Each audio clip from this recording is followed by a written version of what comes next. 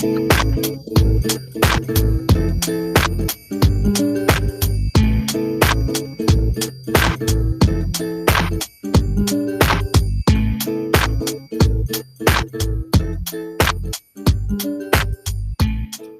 yeah, everybody. That means Midway Radio is back, and correctly so, with a little intro music. Sorry about not being here last week. However, there's a part 2 that's about to happen.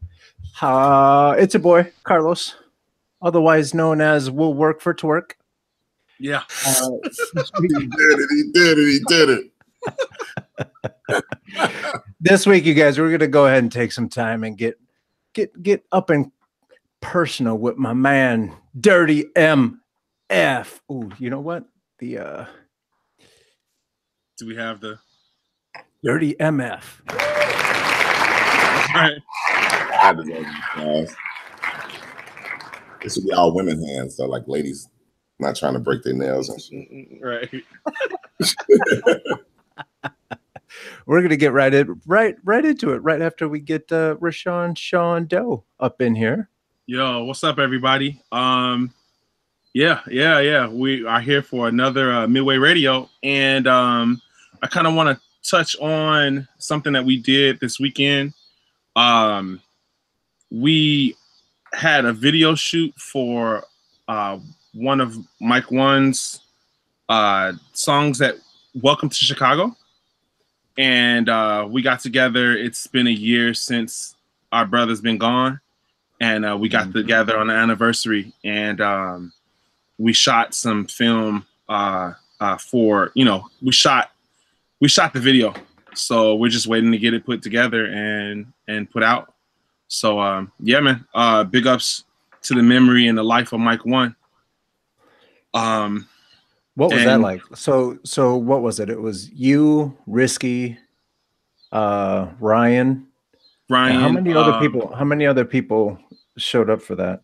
It was probably about. It had to be a good 60, 70 people. Whoa. In the park. Yeah, because we was in Portage Park, around the corner from where he lived at. You know how many people shot up blocked in that park? People showed up thinking that they knew how to play basketball. I had to put them in place. Yeah. They're like, hey, get in line. Get in line. Yo, it was dense. There's a lot of dents in those backboards because back when my knees were young. It was a weird, like a weird feeling too, man. Like it was real cool to see everybody, but all of a sudden it was like, the weather was really cool yesterday, but all of a sudden we looked at the baseball diamond, and there was like a swirl, like a tornado, like a mini tornado. A dust devil? Risky took a picture of it. We was like, that's fucking Mike One. Like, right. Fucking right. Yeah, look at it's me. Right. You guys are still showing out for me. Look at that. Yeah, he's still showing out too. Yeah, he is. Doing pirouettes in the park. Yeah, so I think we got another video shoot coming up this weekend. Maybe I'll get an invite this time. Yeah, yeah, you will. Y'all lucky I ain't find out that it was one that I didn't get invited to. Would have shot it up, y'all. Listen, I don't know how my invite got lost. I'm the first dude to ever document it, to ever hand that dude a microphone. Wow. He told me every time I saw him, man, you're the first one to ever let me get on the mic. Wow. Yeah, real talk. Wow, real talk. What made you do such a foolish thing? You know what? On some real shit, and I got a long time out here doing this shit, man. And I don't remember everything. It's a lot of big things that I've done that I forget about, that I'm blessed to have, like my brother, my cousin, my man TK, them, like they remind me of some of the cool shit we got to do. But shit like that, I do remember. And I do remember, and he never let me forget no way, but it's easy to remember, like back then, man, you had that one go around. The shit they do now, no disrespect to what's going on, but the shit they do now is a lot different than what we used to do. I always try to tell people, to me, and the reason I mess with Jesse De La Pena real heavy, he always been before his time. So back then, in like this super rap world, Jesse was a DJ and he kind of like ran what was going on that night. That was his full execution, everything. And so on some real shit, he didn't give a fuck about you being a rapper because he ain't no goddamn rapper. Like, whatever, man. If you suck, you not getting back up here. So that was the rule. It wasn't no countdown. It wasn't no you can come back. It wasn't go home. Like, and so Mike was the type of cat, you know, you're gonna get past the gate. Everybody know that shit. Yeah. What the gate is. He from, you know what I'm saying? From the gate of Lollapalooza to the gates of heaven, Mike gonna get past the gate. He got past the gate early.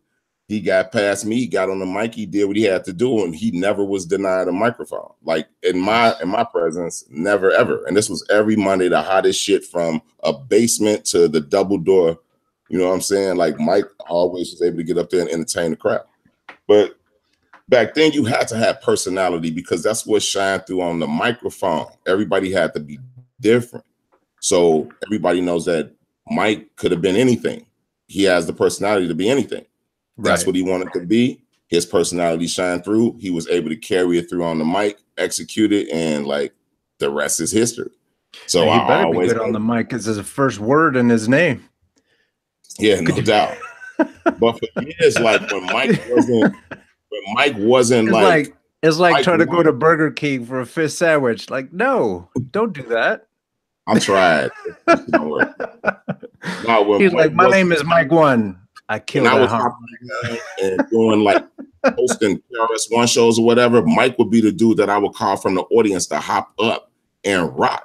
Wow. Like, I didn't want people, you know, I'm a freestyle, whatever, especially when I was young. So a lot of times cats to try to get on stage and do that, and it wasn't popping. And I would tell them, like, man, don't do what I do, do what you do. Right. Mike always was one to get on stage and do what he does. Right. So that's entertaining, especially, I have to tell you, especially back then. I always go back to, you know, the come up. That's what it was, man. He always was a standalone type of whatever. Come on, man. I'm Dirty MF. I can't pick up no guitar and stuff, man. Man, please. Stop tripping on me, man. And that's the one thing I always did respect about Mike. He'll be like, look, I'm not, he'd be the first one to tell you, I might not be the greatest lyricist, but you come to my show, you are going to get down. It is going to be a party.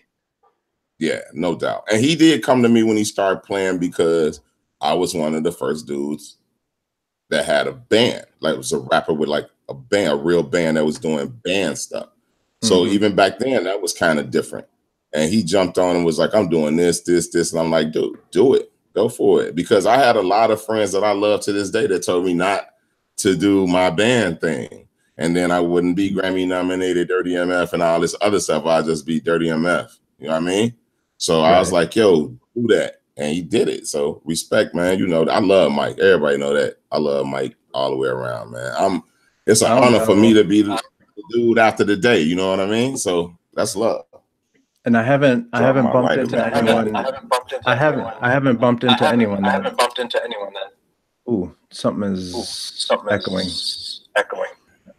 But I haven't bumped into anyone that didn't like Mike or didn't respect Mike or didn't know that Mike was a good time. And if you did have a problem with Mike, chances are is something you had going wrong with your life. I bumped into a lot of people that didn't like Mike, but they loved him.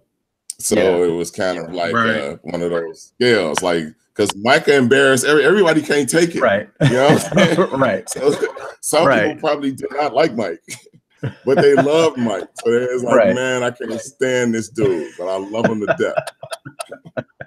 That's good people. That's personality. That's character. Right. You know what I mean? So that's the I always tell them that, man, I'm like, dude, you the dude that I love to hate the most and hate to love even more. Like, that's what you are, dude. You just get me started when I don't even want to go there. You just get me going there. And I have to defend myself. And I'm not used to Yeah, the internet The internet is something that's lacking because he's not here, man. Like, yeah, like social media in my life, especially what's happening in Washington, man. I'm sure he would be having a ball with this mess. Yeah, dude always has something to say. Yeah, and he always real quick. That's what makes a great rapper, man. Like a MC, he always got something to say, and he always got something to brag about. Even if he didn't want to, he has something. He always has something to brag about. That's your favorite rapper. I don't care what you listening to. Even if it's the most conscious rapper, he got the most knowledge. See, he's bragging. Mike had that. Yeah. Speaking of mics, Bangles, Shazam Bangles is in the house. What up? Shazam. We got leave his address up there, so I want to, and I need to know when he's working because he got some 45s. I want to try to find in his room when he's not home. Bangles is always at a party. Like if you follow him on Instagram, he's legit. He must live. But I want to know his home address, so when he's at the party, I could be partying, going through his 45 collection, man. Oh, I thought we were talking about. I leave milk and cookies. And I was like, but I need some quiet time with his. That's a DJ. And real quick, we got the director of Midway documentary in the chat room as well, and he was reminding us, Ryan Brockmeyer, he was reminding us that Sunday at 11 a.m. at Demon Chicago Peace. Yeah, at Demon's Peace in downtown. Okay, it's by Columbia College. Yeah, by Columbia. Yeah. On Balbo and Wabash. That's going to be the next Mike One shoot. And then after that, it looks like there's going to be a bunch of people getting together to go to Battle for the Eagle at Logan Square. So if you can make it, reach out to these guys and make that happen. Yeah, so there you go. So that's going to be the next Mike One shoot this Sunday, 11 a.m. at Demon's Peace by Columbia College. Yo, you know what it is, Dirty? Yeah, I'll let you know. What's that? At Demon's Peace. Yeah, no, I don't know. Please let me know. I'll let you know. I'll let you know, definitely. So let's do a really good introduction. Like, who are we talking to right now? Man, who, me? Yeah, you. People don't want to hear about me. Probably a lot of 20-year-old and something's father that I never really. Nah, I'm Dirty MF, hey, man. Real quick. How many invitations to the Maury Povich show have you ever gotten? More, man, no. Nah, man, I'm good. I'm just talking crazy. No, it's just me. It's Dirty, man. Dirty MF. I've been here forever, longer than a lot of y'all. Even if y'all don't know me, I've been around this town, this world, this planet. I done hustled all four corners of this earth. Had a great time, still doing it. I'm here to talk shit. That's what I do. Nice. So in you're talking about Mike One, you said something about Grammy nominated. What's that all about? That's with the band Liquid Soul. I just found out we got a show coming up. We're opening up for the Wailers for Bob Marley band. Yeah, that's with Liquid Soul. That's back in the day, man. That's what put me on the road and showed me the world. Like I had never really been nowhere on no plane or nothing. Real short, it's like Jesse started a band with a couple cats and the band kind of came together organically. We recorded some music. It's so, to me, like everybody in the band got a different story. When I got in the band, I had recorded a song. I had already had a hip hop career going as far as hosting and like freestyling around Chicago.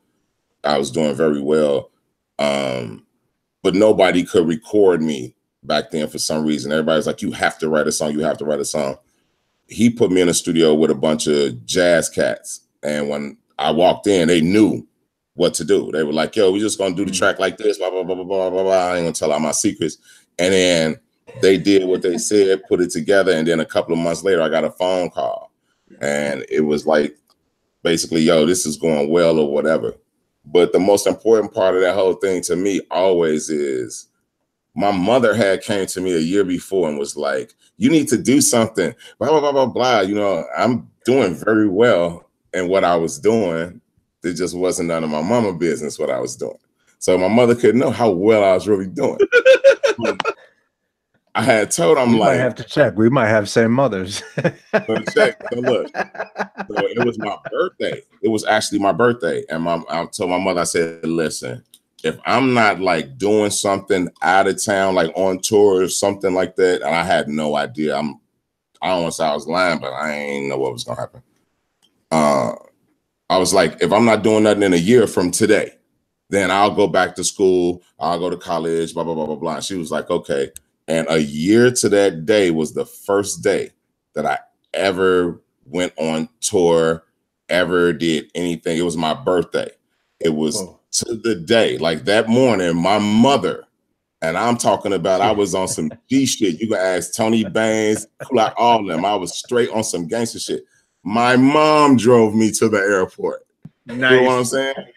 The first time I went, and we went to, I know we did 2 shows with the Meters.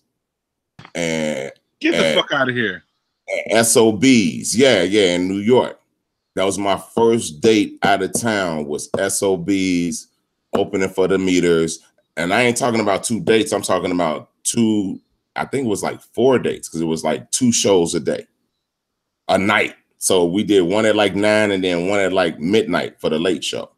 And that was my introduction to the road, man. So yeah, that's the dopest thing to me, because something really like crazy happened out of that when I'm talking to my mom Dukes. It's like, I'm gonna be out of here in a year. And then I was out of there, and then I was on for like 6-7 years. I was on the road back and forth. Oh, nice. Wow. So what does it look like your first show out of here doing, opening up for the Meters? Like, what is that? I mean, because the Meters is bananas. Like, okay, so I'm in my early 20s. This the 90s. Yeah. I'm in the midst of still getting up, learning that some of the stuff I love, they made. You know what I'm saying? Like, yeah. I know by now, but I ain't seen this live ever.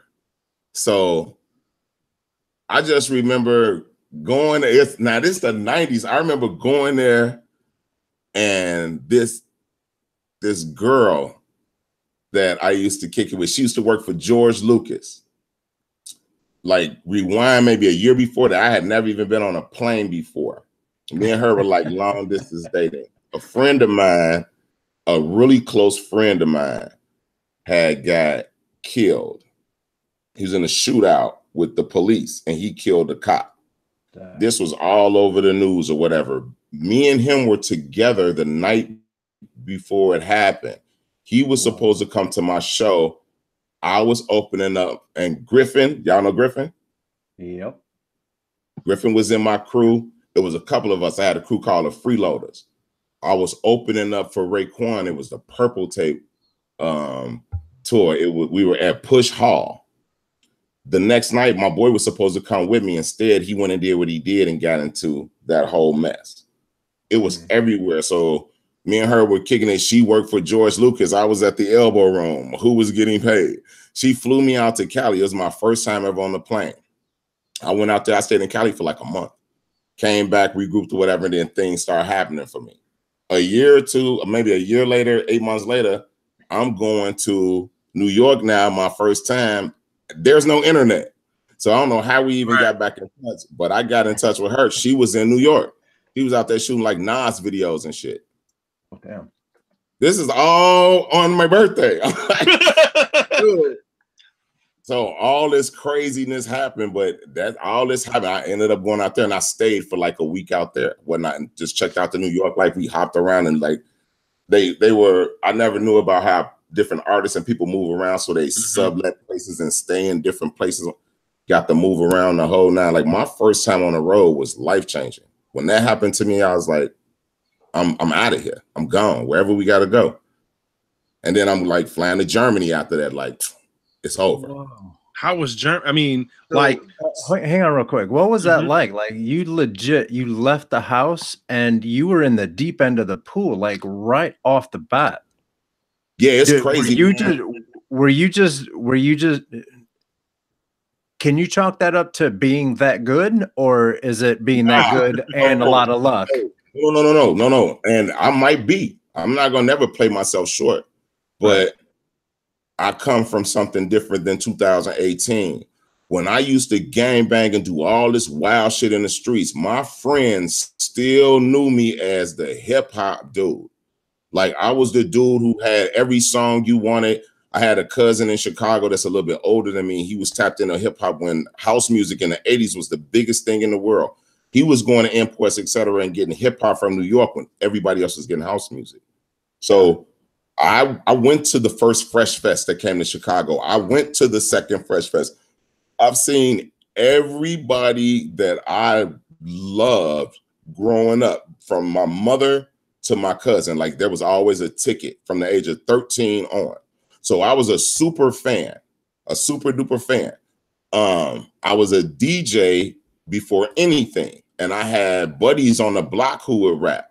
And I would like spin for them or whatever. And that was in high school, in between the block. Like, straight up, we'd go in, I'd do something, we'd go back on the block.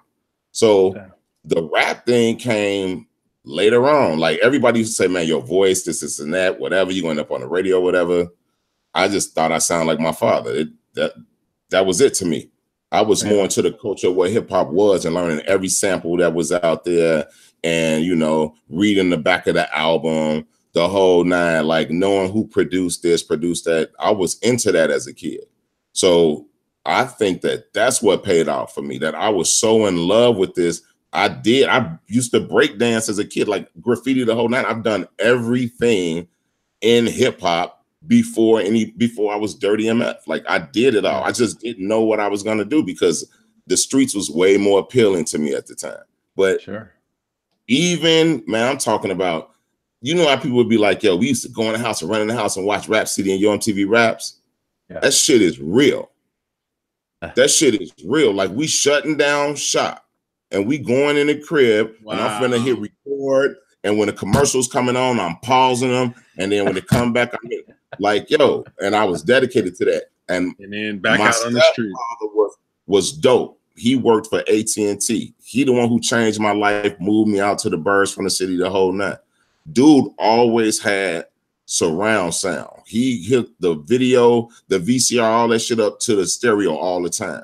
So I was able to record everything on TV to a cassette tape.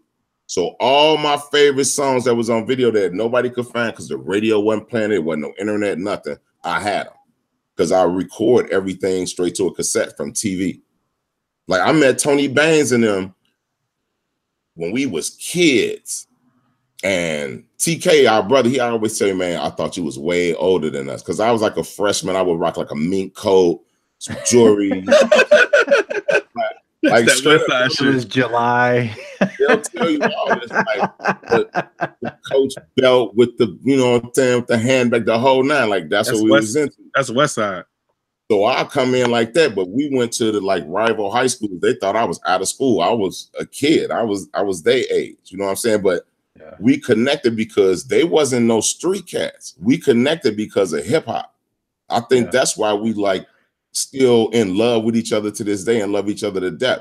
Because a lot of cats that I ran the streets with, I don't see them like a lot of them ain't here, or a lot of them, thank God, already went through it, probably went to jail, whatever it was, and now they like family men and own this and doing whatever. But this music, it still allowed me to see these cats all the time. You know what I'm saying? Because this is my job and this is my passion, or, you know what I'm saying? This is my hobby. This everything to me.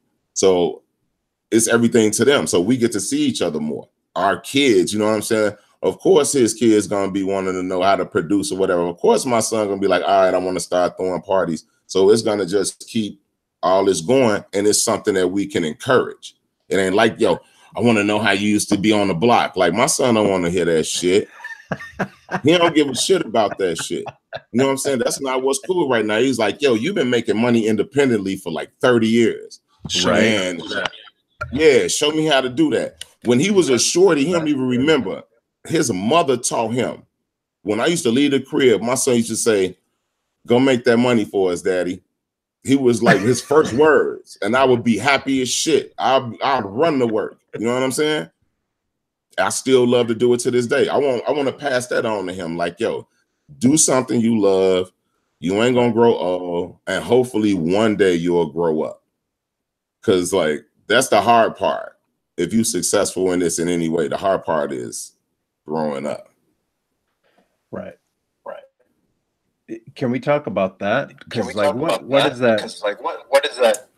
Ooh, that echoes crazy. There seems to be like an age limit for rappers.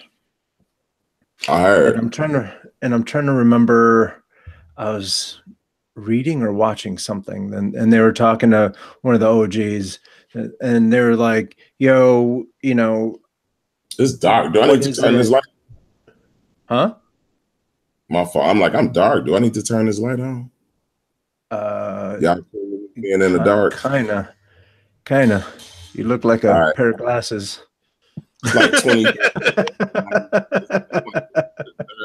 Hey man, this is what pimps do. We just float around and like, I'm just bullshit. Yeah, we do. So yeah, I was either watching or reading something, and someone was asking this person, what is it about rap that you know, like the golden age of rap? And he went on in and said there hasn't been a golden age of rap yet. Rap and hip hop is not old enough to have a golden age. Like, what is that all about? Like, if you have a rock, why is it that the Rolling Stones are out here been singing the same damn songs for 60, 70 years? And we got a couple of hip hop cats that are out here. They've been doing the couple songs for what, 20 years, 30 years? And those are the old guys? Yeah. Like, what's it like having to deal with that? I don't know. You're not an old guy? I'm straight with you. I don't know. I am one dude who has ran around, and I have never had nobody be like, man, get your old ass. It ain't happening.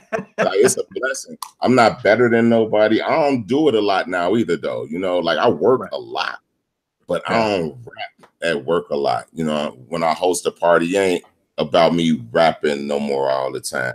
My fans have grown older with me. Yeah. So, and I ain't never gave them no album. So they don't come to me looking for no album. They just come to me looking for a great time and knowing that I'm going to provide bars if I'm rapping. But most of the time I don't have to rap. I DJ a lot. And then I get down with my favorite DJs a lot. So that's the blessing. But like I think like the next 3 Sundays I'm booked somewhere up at Northwestern at the college. So kids still booking me left and right. I'll be in Colorado next month. We do a festival out there, and it's babies and strollers. You know, it's all type of kids out there.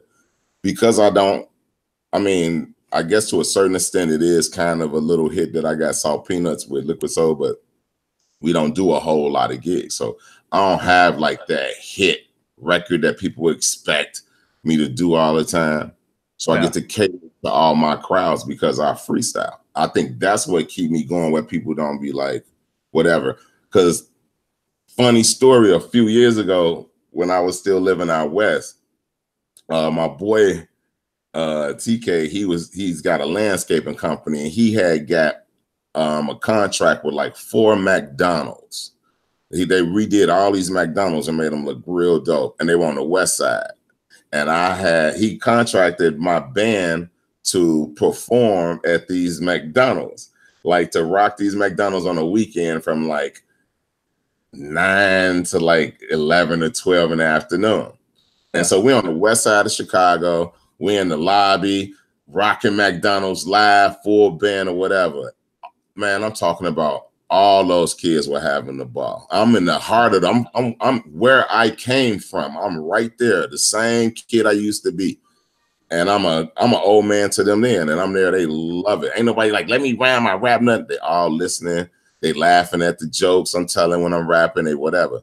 The last time we did it, we actually did the drive-through. I don't think that McDonald's will ever be the same, man. We had so much fun. So I'm saying, like, I get to do it with kids all the time. I do festivals. I probably do 5 to 10 festivals a summer. Yeah. Last summer, we got the headline, the North Coast Festival DJ tent, and that was off the chain. It had to have been like 1 trillion kids out there. We just did Grant Park about 2 weeks ago, and that was insane. It was a bunch of kids out there. So, you know, it's me catering to what the crowd is. Right. So I don't know, man. I don't know how the rappers be getting old. Are you doing? Sean, you were going to ask him about Germany or something. Oh, I was just going to ask him, what was it like, you know, his first plane trip to be in New York, and then right after that being Germany, which was how many hours away? Dude. Germany's 5 hours. Yeah, 6 or 7 hours away. Yeah, like 62 hours. Look, man.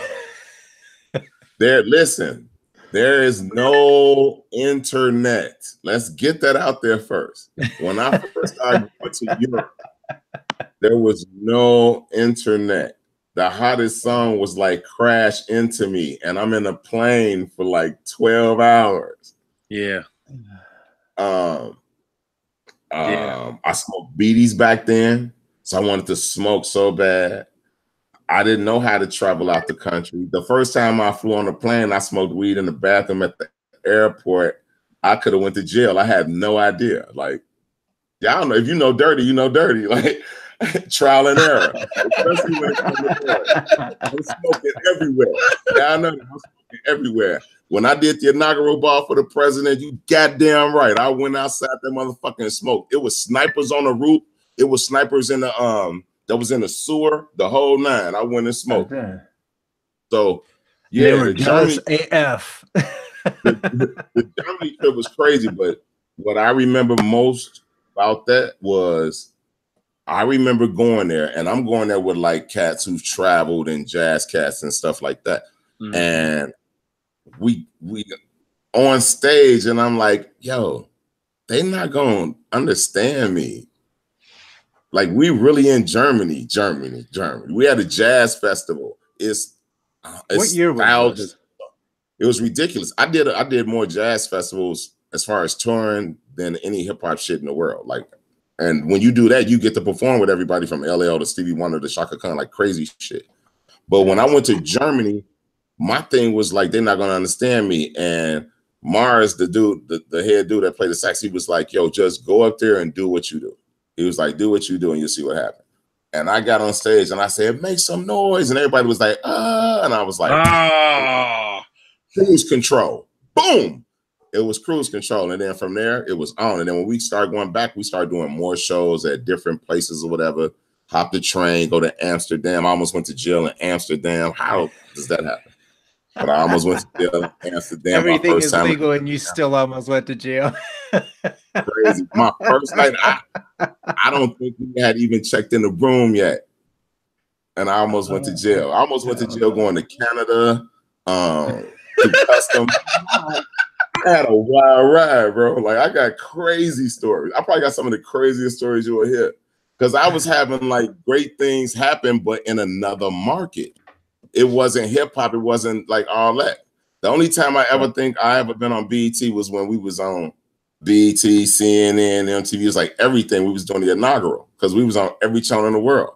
My beeper, you know what I mean? It was blowing up back then or whatever it was. So yeah, Sean, like even back in the day, like when I was, it was like the late 80s, early 90s, I was in the army and I was stationed in Germany. And those cats, if you didn't know your shit, they will call you out on it. Yeah. With their crazy German speaking English accent. Yeah. Yeah. Man. They'd be like, no. That's not how that went down. La la la la la. And they would don't go thinking that they're behind. My first time going to like my last time going is a big difference. My first time going, my brother still say this shit to me because I used to call home. You had to have a card and call home.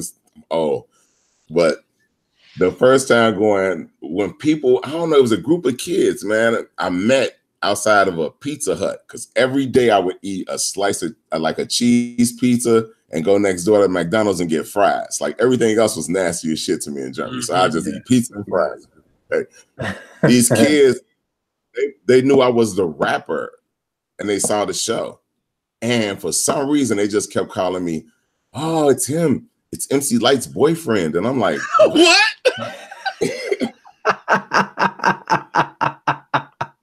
It was hilarious, man. It was like, it's MC Light's boyfriend. So I would see these kids around town and they knew other people. And for some reason, they just kept calling me MC Light boyfriend. It's in the 90s. Fast forward to like 2016, I did a yacht party with MC Light.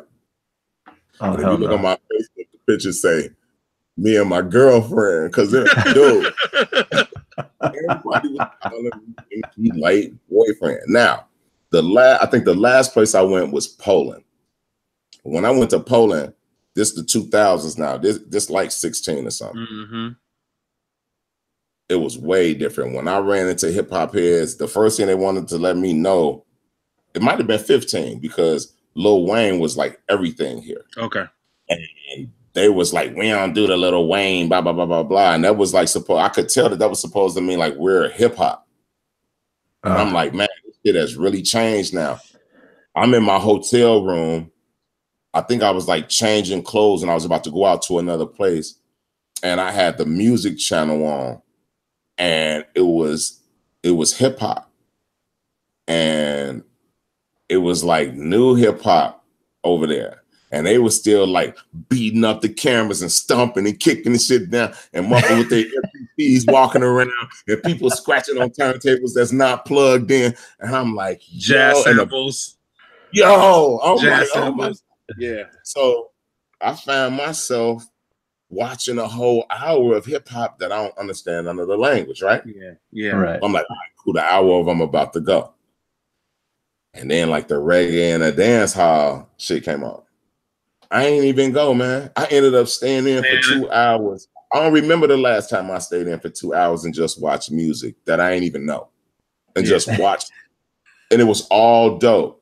And then they'll have guests from America on songs that would be rapping in English or whatever. But overall, you know, it was they shit. And it was really, really dope. It was like being in a time warp, but it felt good. Right. So that's what I remember the last time I went compared to the first time I went. The first time I went was like shell shock, man. It's crazy. When you go somewhere and really don't know if you're going to be able to communicate with people and then realize that music is the real universal language. Yeah. That's really where it's and they know the words. They know the words word for word.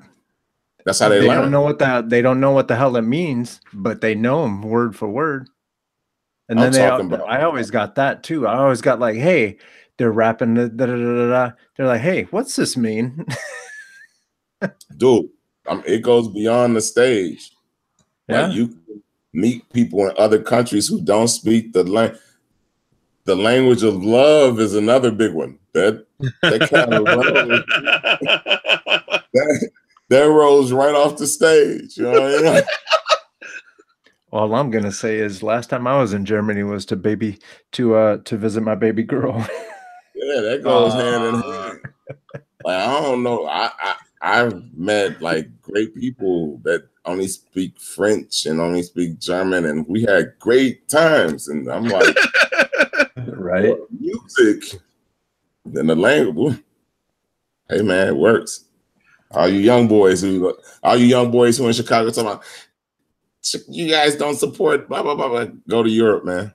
Yeah, get up out of Chicago. Because I see a lot of rappers complaining about that. Yeah, I'm not on no flyer. Y'all don't never see me no more. And I don't even be complaining about that. I don't understand how maybe it's either too many rappers or too many complaints. Y'all should put a poll up. I don't know. It could be both at the same time. Right. Let the poll fail. Too many rappers complaining. Mm-hmm. That's the third option.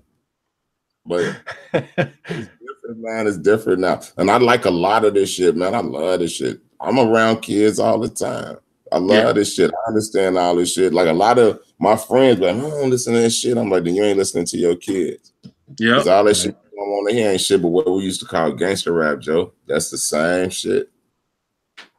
Me and Tony, another brother that like I always bring him up because when we was living out west, he was in tune with all the shorties.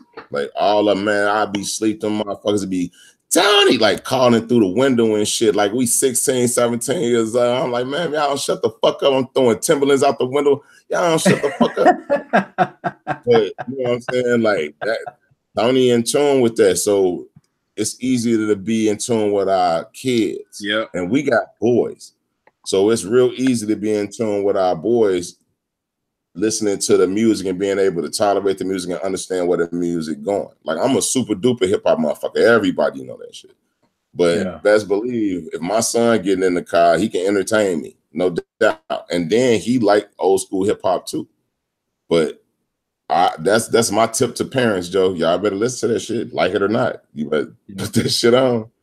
Yeah, I think for some people it's easy to just dismiss it as something else and not listen to it. But as like you already got an upper hand because you're a DJ anyway. So you listen to a lot of things. Like as a DJ playing out, I have to listen to a lot of things. Like I love, soul, I love hip hop, I love, there are things that I love, but then there are some things that I tolerate because I know if I'm not playing it or if I don't have the ear to play it, then I won't be able to understand these people that's coming after me. And it just makes sense to be able to talk their language. Well, maybe not talk their language, but just be able to understand what they're trying to convey to you, So that's pretty dope. To me, it can go both ways because like now I'm able to spin in the burbs a lot more, right?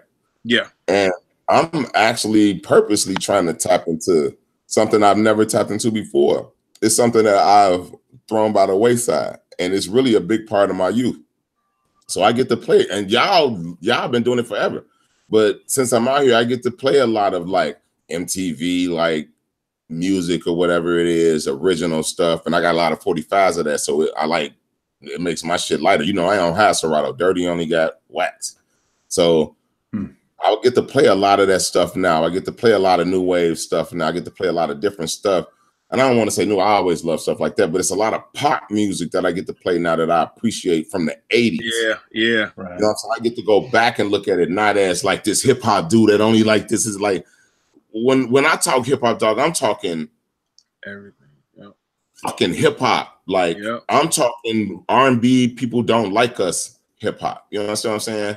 People try to go underground, all this. I don't give a fuck how deep you go. I just go that I'm that old. I go that far back that I remember when cats didn't like us and Rick James didn't like us until he got out and seen this bank account. You know what I'm saying? So I like to go back to that stuff. When I go back there in my life, I wasn't listening to a lot of popular black music or R&B music. I wasn't listening to a lot of that shit. I wasn't accepting that. That was my mother music. To this day, you can't play no Babyface around me. Like, that's my mama shit. You got a song, that ain't it. But at the same time, my mama shit is Anita Baker. And you can play that shit all day. Right. But you better not be ovulating. Like, but you could play Anita Baker all day. I was going to say. There's certain shit that was just lame to me. Back in the day. You can not listen to Babyface all you want. Yeah. But that's just magic.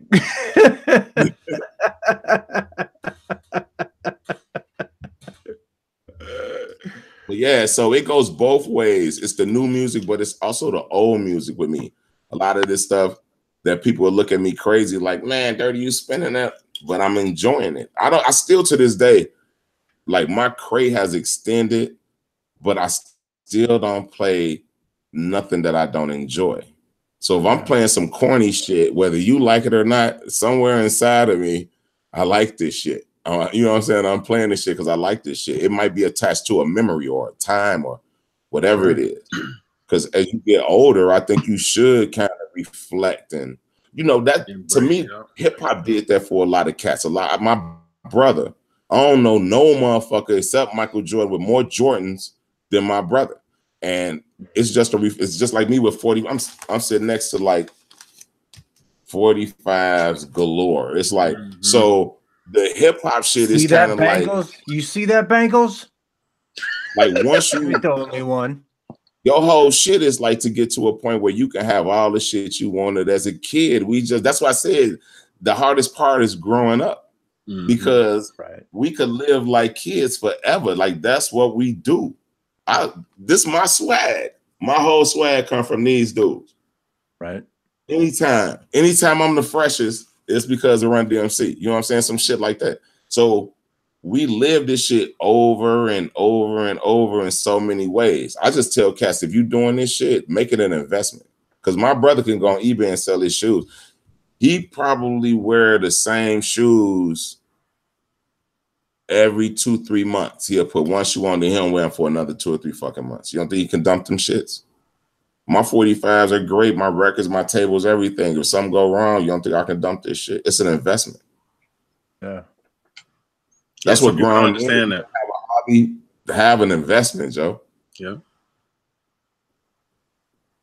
So who was it that first got you? And if you're only listening and not seeing, he stood up and showed his Run DMC t-shirt.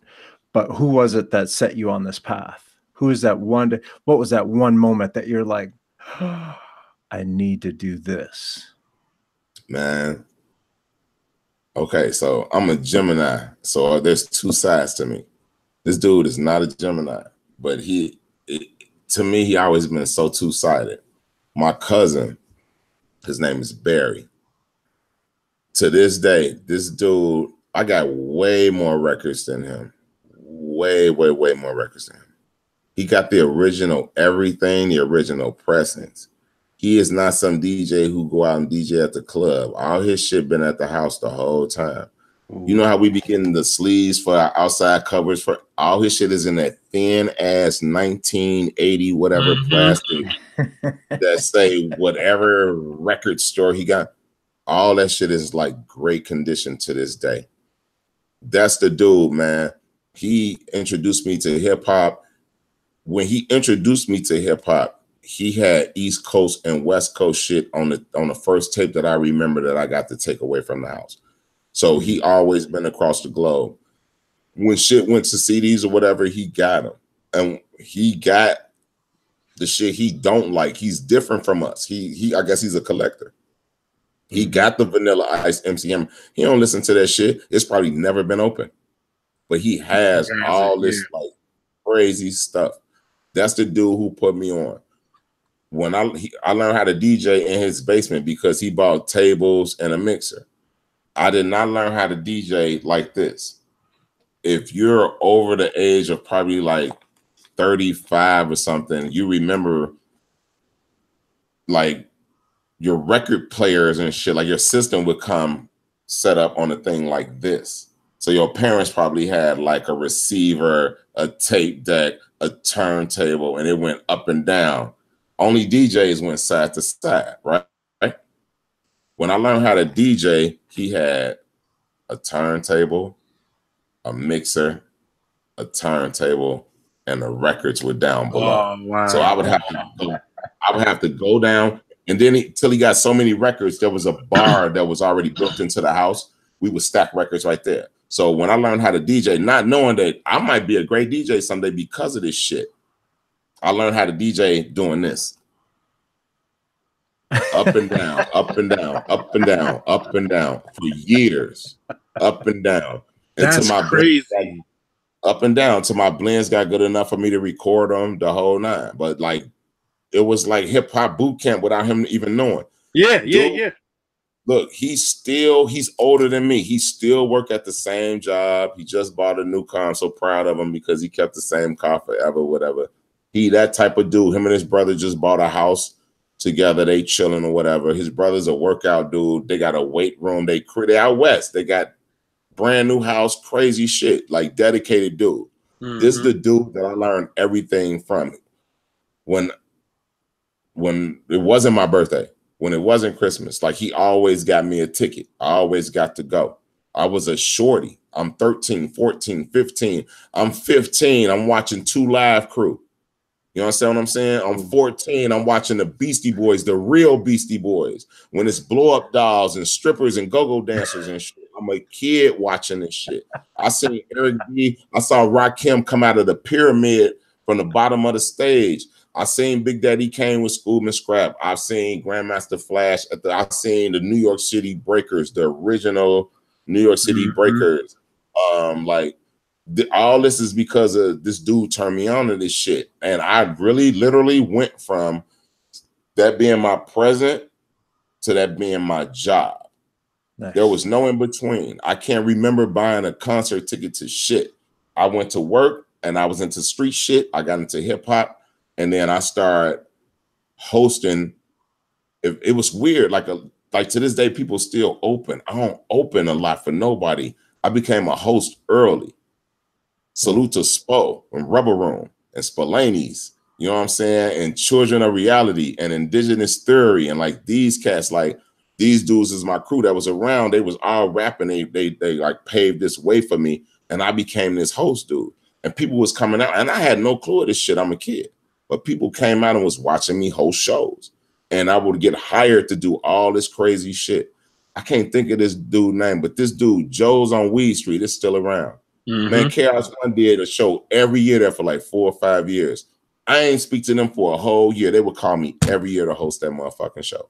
Like it was stuff like that. I would get people that would call me every year to just do, and it would be so many people, and I wouldn't realize it because we was at the Elbow Room. That place is small. It's a basement. Like I don't even know if the windows open down there yet. Like that place was a fire hazard, but it was the dopest place you could go, and it was all organic. It wasn't a lot of rappers. I tell cats now, like, I ain't live next door to no rapper, Joe. Like, your son is a rapper probably who lived next door to this buddy who rapping, and like, that shit wasn't happening. Nah, I ain't living next door to no rapper. Nah, man. Motherfucking Twister was a rapper. Common was a rapper. The Flick, like, these was rappers. You know what I'm saying? At one point, these was rappers. And I fucked around and ended up doing a spot where if you was a rapper, you had to come through here. I met Common when we was young, when Common used to drink. You understand what I'm saying? I know all them brothers gang banging and shit. Like I know them through being a foe, and I don't throw that shit around, but we was like young, wild buck motherfuckers. Look at these dudes now, man. We all met through music. All this shit came through a basement. Right. That's ill shit. That's ill shit. You can't get no degree to do no shit like that, yo. Come on, man. That's real shit. Like that's you're not learning the right way. Hands on, man. For real. That's it. But it don't work like that now. We know that. Like these are like great, dude. We was in the basement and was watching our favorite rappers come down there and getting phone calls in the basement from people that we was watching on Yo MTV Raps. And we didn't have connections to them. Something happened where people found out about this shit. That was an amazing time in life, man. Like, yeah. Like I remember going to the Elbow Room and seeing No ID and Casual. And Casual was scared to be on, like he was not like okay to be on that stage. I talked to him like outside and he was like yeah, like this is crazy. This is dope. He gave us like super props. If I tell y'all stories from the Elbow, Jesse posted something the other day. It's like your favorite Elbow Room or Double Door. And I ain't even respond.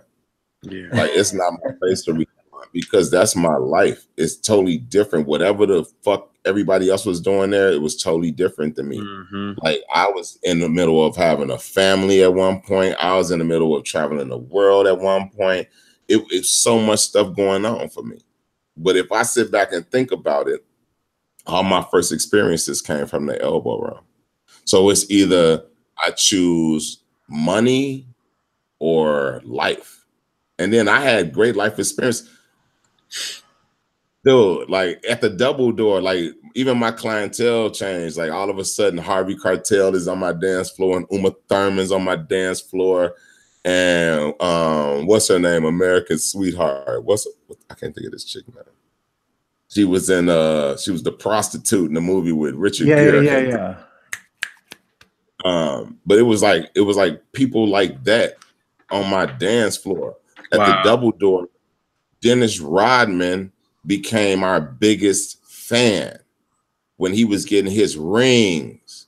So we ended up doing his birthday party. We ended up doing his championship party. So now Julia Roberts, yeah. So now I went from being on the stage with like Missy and Wyclef to like fucking Eddie Vedder from Pearl Jam and the dude from Blues Travelers and shit like that.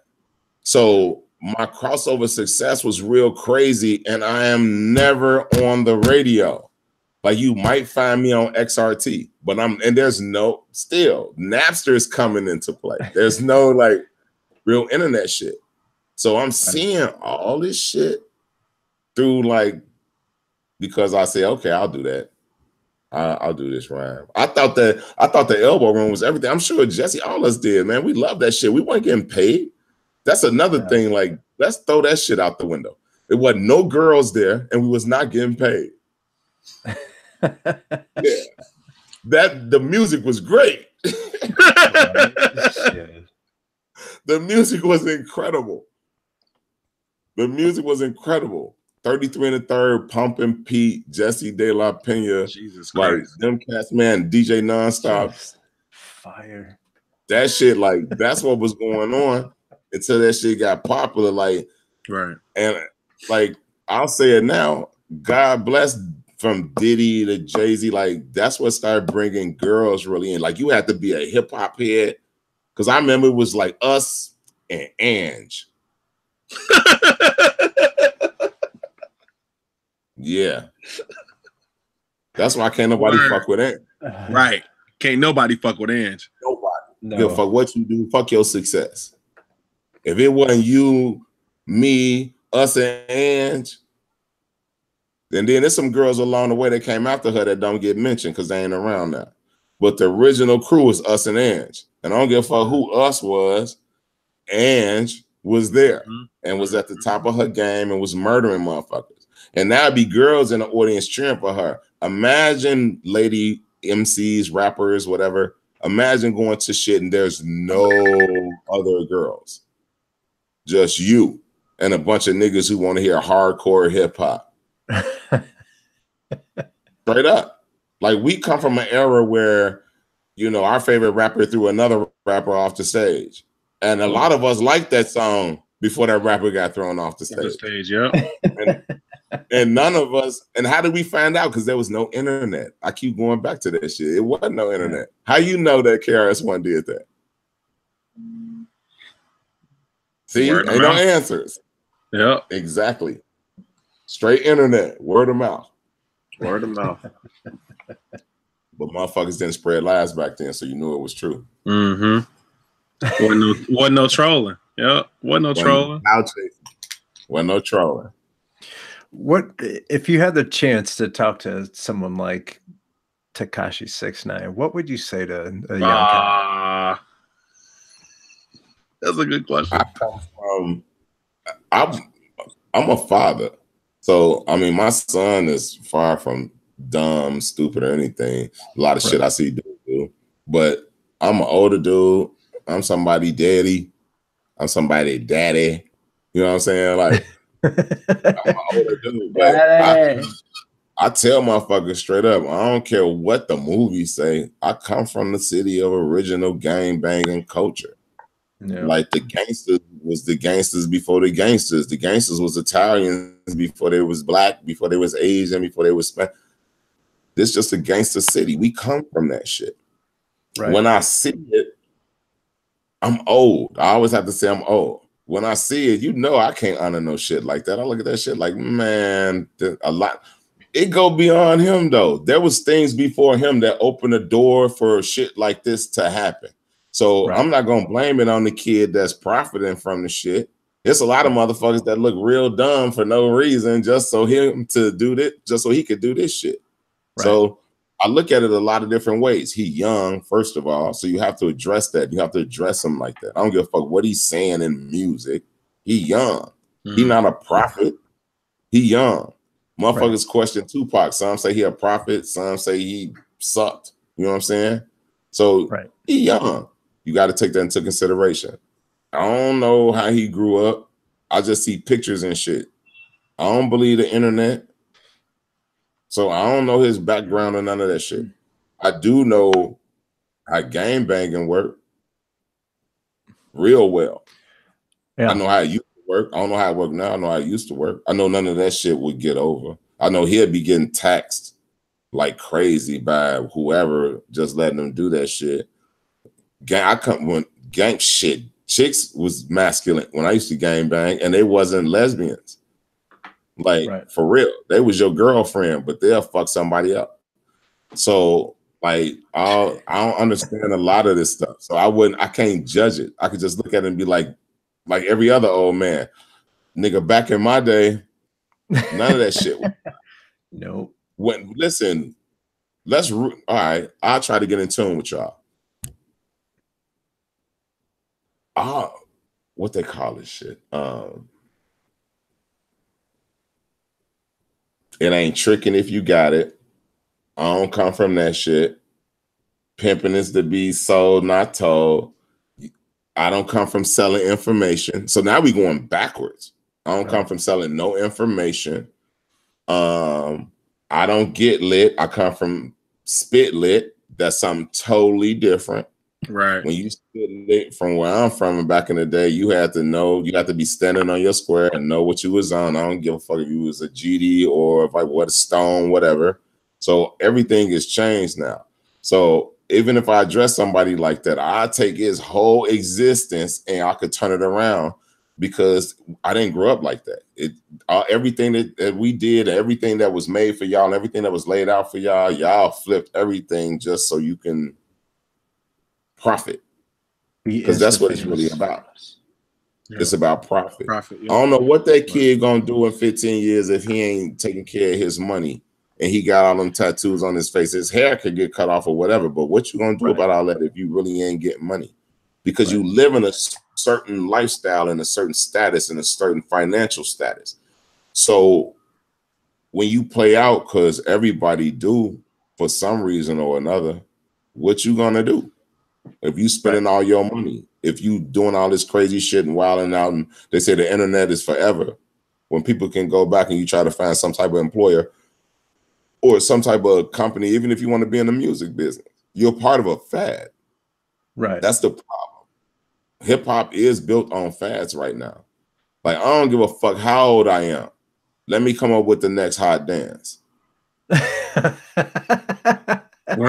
y'all doing the old man. Right. Everybody be in this business. Do the old man. Do the old man. Yo, back up be hurting. Niggas be out there with walkers, the whole shit. Like, that's just what we live in now. So none of that shit matter. It's just about what's hot. I ain't got to go out there and show my face. I do a cartoon. I let my son do the song. My deep ass voice, my son. Go ahead. Right. Write that shit down. Just like Skinny D's bitch, that 69 on your face is gonna be played out soon enough. Like, people are gonna be wearing bell bottoms. You still gonna have that dumb shit on your face. Doe probably done had a hot top fade twice. More than twice. Probably like at least 3 or 4 times. At least. But it only came around probably twice. Yeah, it came around twice. See? So look at that. Yep. It was a fad to some people, but to me and him, it's a lifestyle. It's our shit. Yeah. Right. So the way I learned how to cut my hair, I used to cut hair. This was one of my hustles when I was a freshman in high school.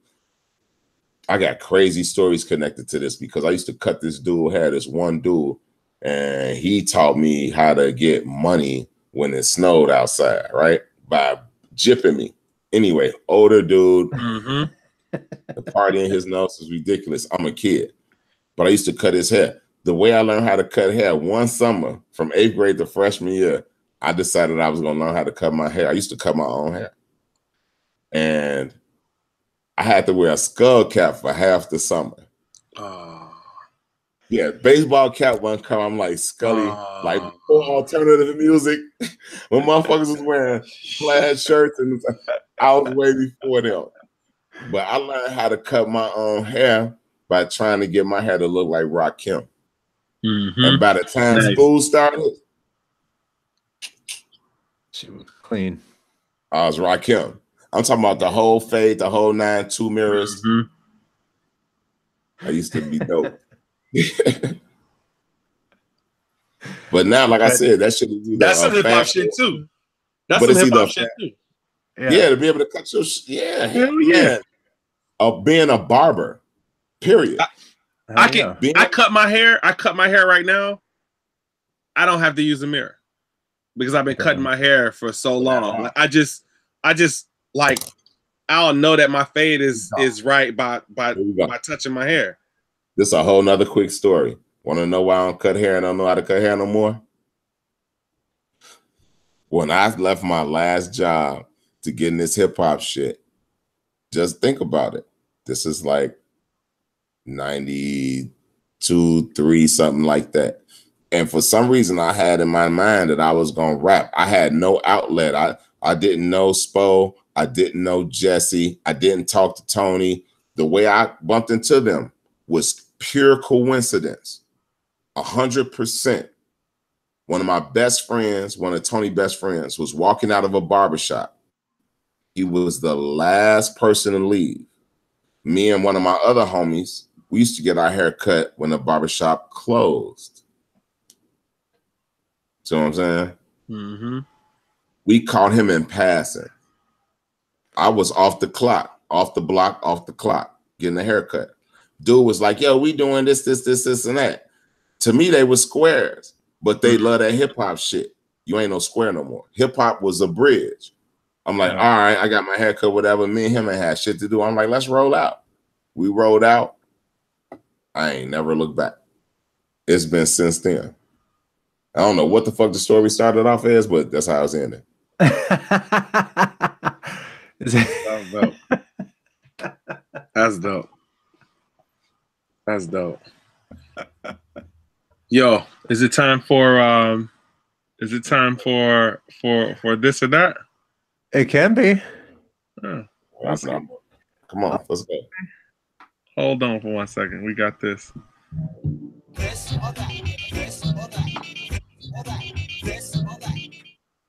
Dirty MF. This or that. Would you rather DJ or MC? I'm such a complicated man. I'm a Gemini. So I have to ask a question. Right now in my life or in general? In general.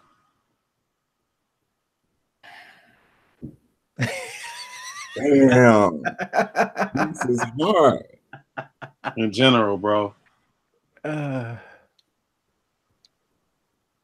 Would it change if we said right now?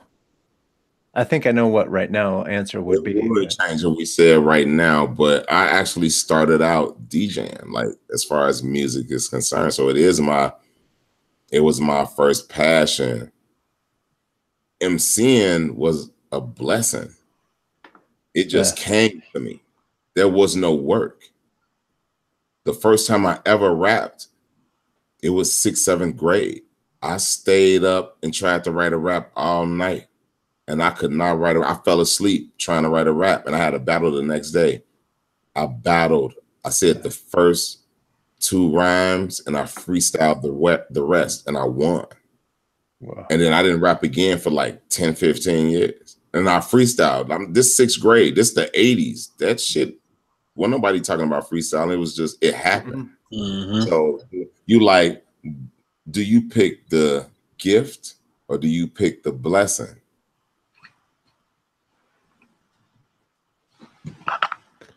The blessing, always. Right up. I'm an MC. I'm known as an MC. I'm an MC to the day I die.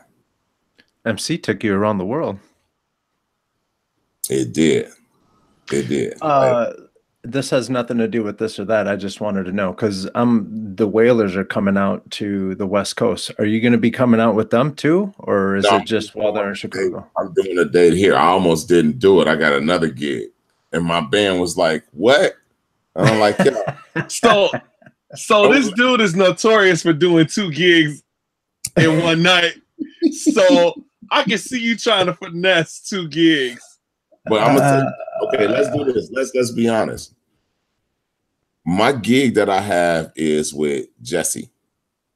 It's our monthly. It don't pay the mortgage. Yeah, for sure. It's our monthly. My respect, my dedication, and how I feel about, dude, we could be getting we get gas money.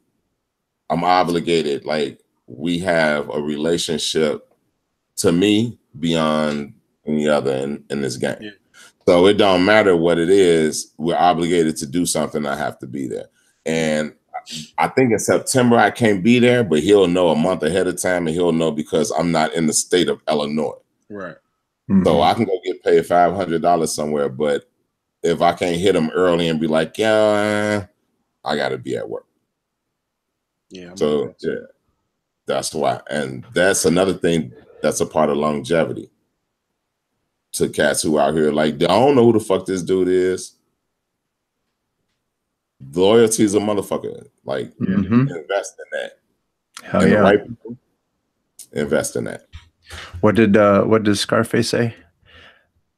I only got 2 things in this world. Yep. My balls and my word. And I don't break either one for nobody. Loyalty's a motherfucker, man. Like, that's my man. I can't do no interview without talking about just me and that dude been through a lot. We've been through a lot. Like, I went from my first stage to my biggest stages to my small, like, we've been through a lot. And dude, he's always supported and took care of me, and I got his back. I don't care what it is. And I think that's the problem right now. I want to say this before we go anywhere, and I won't be long. Hip hop has changed a lot. And the reason why a lot of y'all don't have a chance probably, and why you like, I'm a last or whatever, because y'all cut out the DJ. That is a big problem with hip hop. Y'all do not understand that. Y'all think I'm just talking old man shit or whatever. Y'all don't understand that. But let me tell you something. When I don't have a gig, my DJ have a gig, and he looks out for me. He looks out for me all the time. I'm loyal to that man. On the real, that's my man. That's my brother. And he's looked out for me for a long time. And we've been through a lot of different changes in hip hop. For real. So I think that's a problem. Like, that's why we don't see a lot of MCs last and a lot of like whatever last, because you don't have nobody to bounce shit off of, and you don't have nobody to like be your comrade and like get out there and like conquer shit. It take an army sometimes. We can't do everything by ourselves. Yep. I was telling some kids like that. I was telling some kids the exact same thing the other day, man. Like you gotta have a DJ. You gotta respect your DJ too, because a lot of these kids, they might have a DJ but don't respect their DJ, and that doesn't look good on stage. So, but let me say this though. Let me be clear.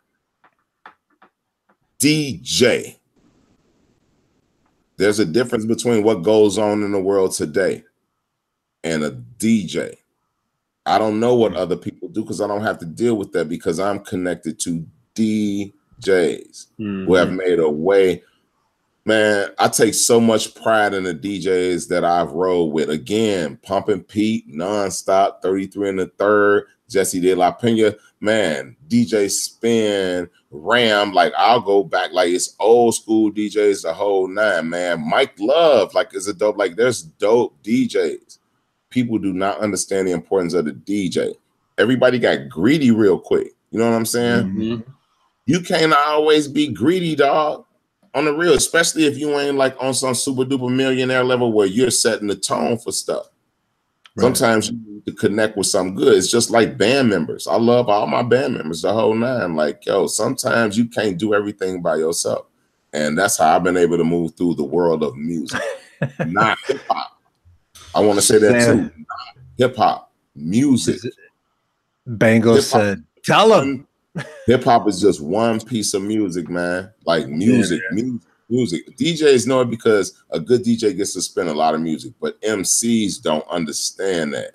Like, y'all don't have no Dirty MF album and record and all that shit because I got to do shit in other parts of the world and other things that wasn't nobody doing nothing in.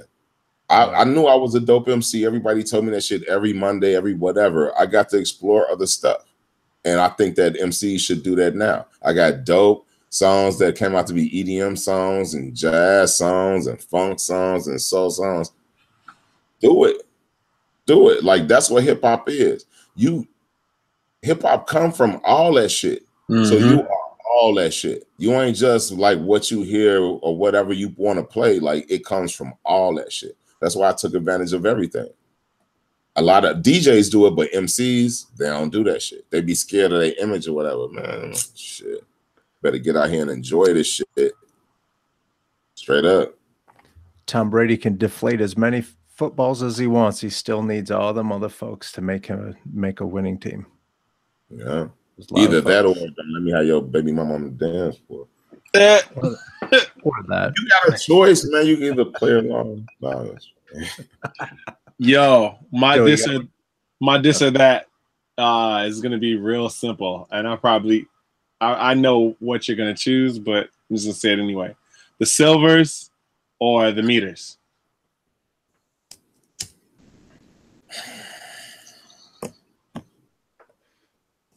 So I finally got my misdemeanor 45 on the way. Nice. Right now. Nice. On the way. Nice. So you suck for that.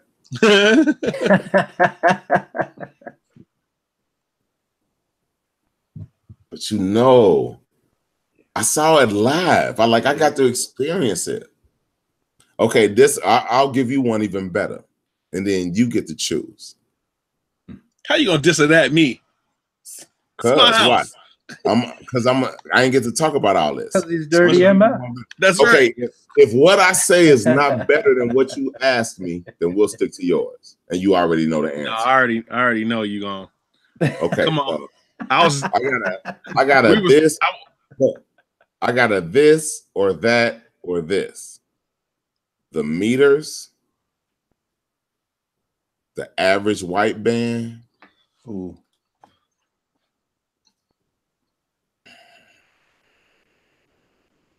That's good. Yeah. No. Don't let him off easy. He said this, that, or the other. He said this, that. We need the other. Because I'm trying to think you let him get away with the. I'm trying to think of bands, like not like singers, but bands. The meters is dope. The AWB is dope. Or Rare Earth. No, I'm trying to think of who I opened for. I'm trying to give you straight up, straight from my archives. Yeah, for sure. I had to call my mama. Who was the other band? Okay, here we go. Because all this is sentimental value, and then you can understand the music. The meters, that was my first shit out, right? Right. My mother's favorite band, and I did at the House of Blues, is War. Ooh. That's one. And then Average White Band is my mother's other favorite band, and it was my birthday. But all these bands got a killer catalog, right?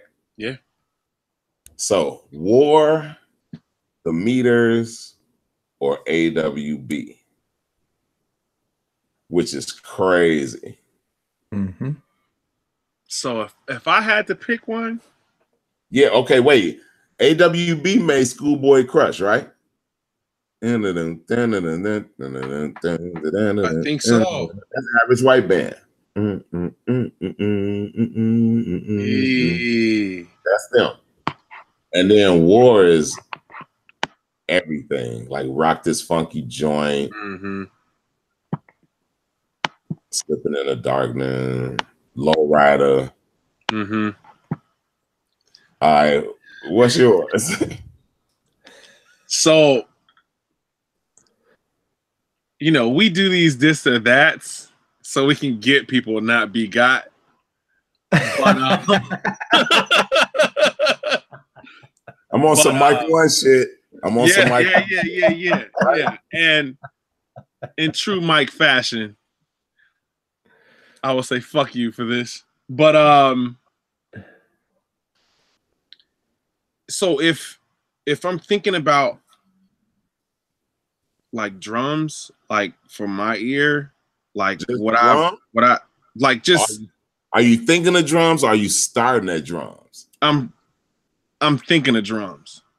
Like you gotta start at drums. Yeah, okay. That's where listen, if drums is your samples, it's my world. If I'm taking out anything, if we just going like music or whatever and DJ shit and what you like and what I like, I'm a sample because Tony Baines always added the drums. So you understand? See where I'm a sample dude. So do yours and do mine. So start at drums, but think of samples. And to me, the meters don't count. That's not true because the meters, everybody don't sample the meters. Right. But Average White Band and War, those are mad samples. So if I had to, I just confused myself too. Don't trip. My answer is, you know what? I'll go with Average White Band and I'll walk away with that. Okay, why? Come on, because help me. The reason why I choose need any words. You don't even need any words. Just go. Well, the reason why I choose that's it. And the reason why I choose Average White Band is because now if I was looking for drums and I was sampling, I would choose the meters all day. But if like I'm thinking about what I listen to the most, all right. And like if I go through my like iPod, Average White Band pops up the most. So I'm just choosing that just because that's what I'm constantly listening to. Like I don't have the meters in my iPod. Like it's on my like on my vinyl wall or on my big computer. But like for listening every day. Can I throw you a curveball? I just thought of something. I can throw you a curveball.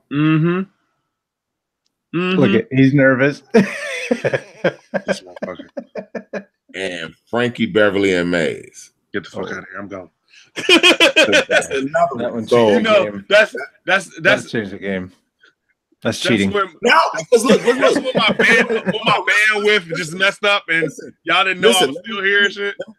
Listen, I've done several shows with like Maceo and Fred Hampton, not De La Soul, James Brown. Yeah, Maceo. I ain't throw none. No, I didn't say none. I'm not even going that crazy. Yeah, because to me, if I say that, it's over. And I saw that I did this shit on college campuses like several times. That show was crazy, but I have to throw it because it happened. So if I threw Frankie Beverly and Maze in there, would you still pick the same? Nope. Because I'm black. Better change it, right? Because I'm black. Yeah. And I'm from the West Side. The only reason I said that is because I remember that I'm like, I'm black and I'm from the West Side. I gotta say Frankie Beverly and Maze. Yeah. If I get to throw that in there, I'm done. Yeah. Good job. That will be it. Now, like people, because we did the Stevie Wonder, man, BB King, I got to do that. Sting, I got to do that. Great Shaka Khan, who was I got to do that. I got to do a lot of those too. So the one-offs, the bands, I look at everything totally different. Even some of the DJs, some of my best DJ nights, you was working the door when we was at Dark Room. Dark Room, yeah. Some of my favorite DJ nights was you was working the door. We was doing that, The Goodness. Yeah. So I got so many categories of so much different shit, man. Like we can go through a Chicago history of like hip hop shit or just like soul or funk shit. That's all I want to do at night. Come on, man. Let's go DJ somewhere. Yeah, we got to make that happen on the real. Yeah, we can. I got one more this or that. Yeah, come on. Okay, I need you to focus on Not who's your favorite, because I think especially the two names that I'm going to give you, I think is bullshit to say who's your favorite. However, based off of reputation, who would you like to perform / after party with? Spillani's or Rubber Room? Oh, damn. Wait.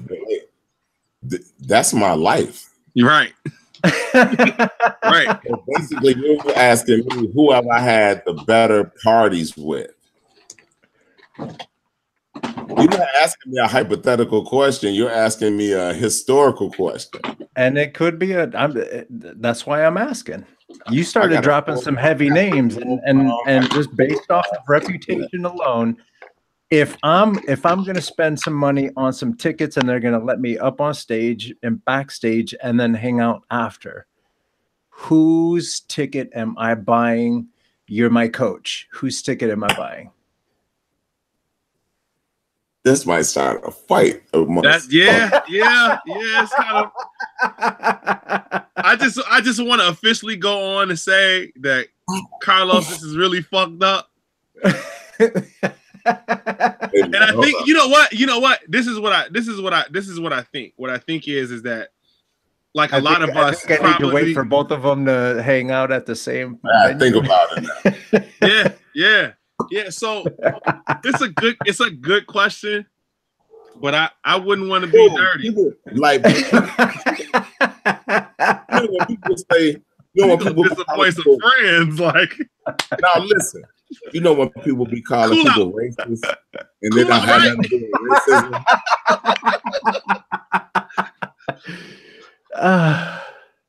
You gonna make me racist.